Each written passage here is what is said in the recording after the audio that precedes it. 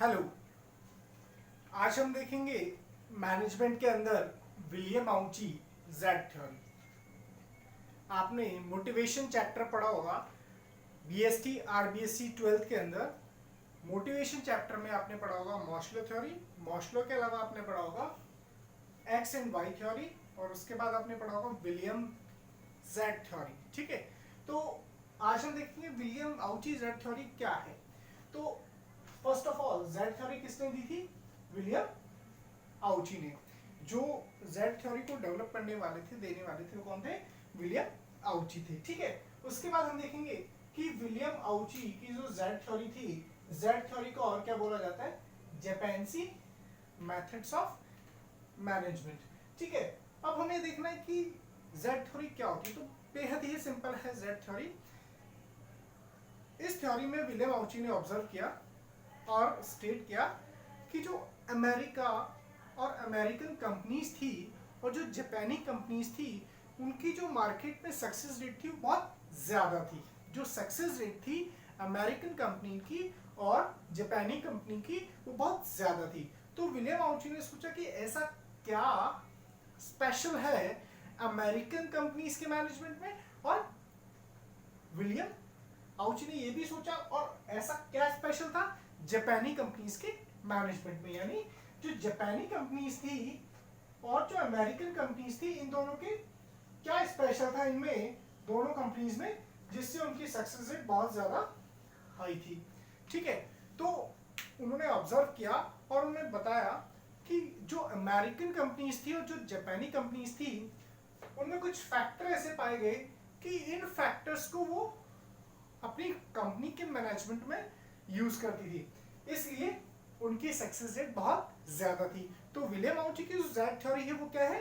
वो यही है कि जापानी कंपनीज और अमेरिकन कंपनीज, दोनों कंपनीज में उन्होंने फाउंड किया कि उनकी सक्सेस बहुत अच्छी थी, उनका मैनेजमेंट बहुत अच्छे क्लास का था।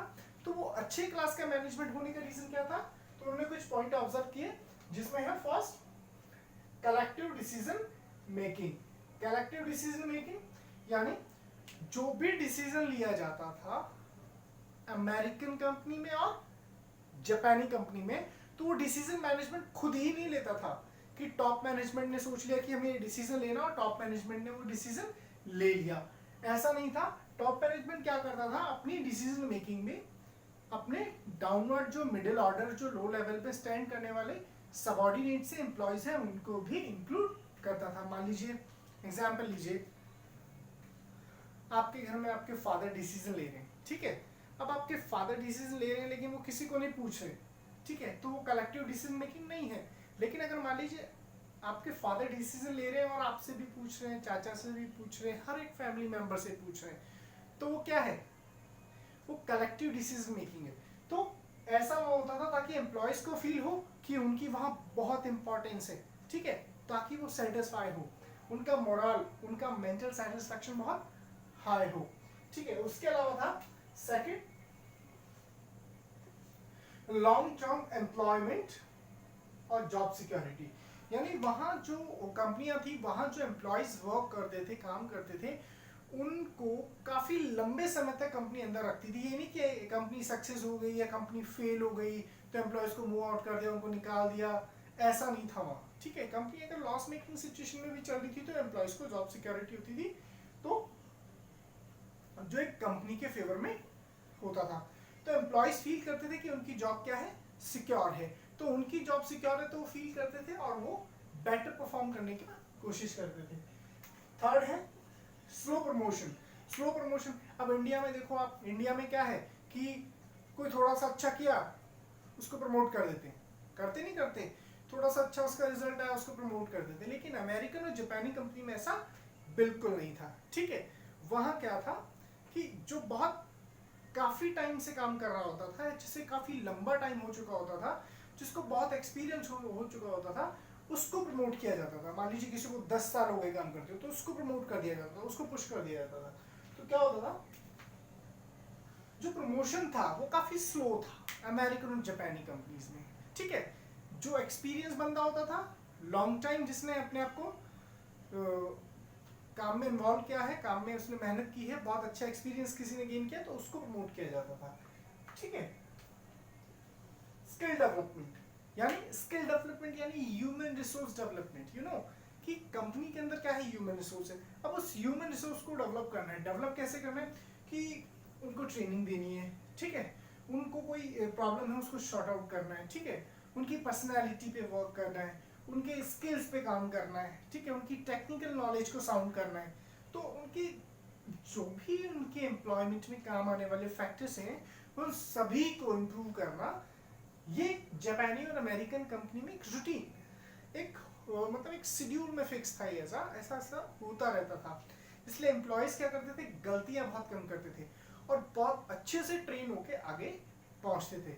तो ये one more reason of succeed skill development, you know. फिर है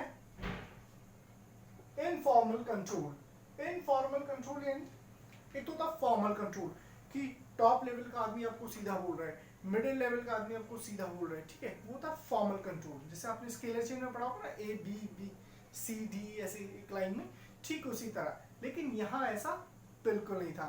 यहाँ अगर कुछ कंट्रोल करना होता था तो वो बड़ा ही इनफॉर्मल तरीके से होता था। इनफॉर्मल यानी एक बहुत ही फ्रेंडली तरीके से कंट्रोल होता था। मान लीजिए कि अगर मैनेजर को लगा कि कोई लेबर मिस्टेक कर रही है, कोई वर्कर अपने काम में नेगोशिएशन कर रहा है, कुछ भी वो गड़बड़ कर रहा है, तो जो मैनेजर होता है वो बहुत ही फ्रेंडली और बहुत ही नॉर्मल तरीके से, बहुत ही अच्छे बिहेवियर से उसको क्या करता था, समझाता था।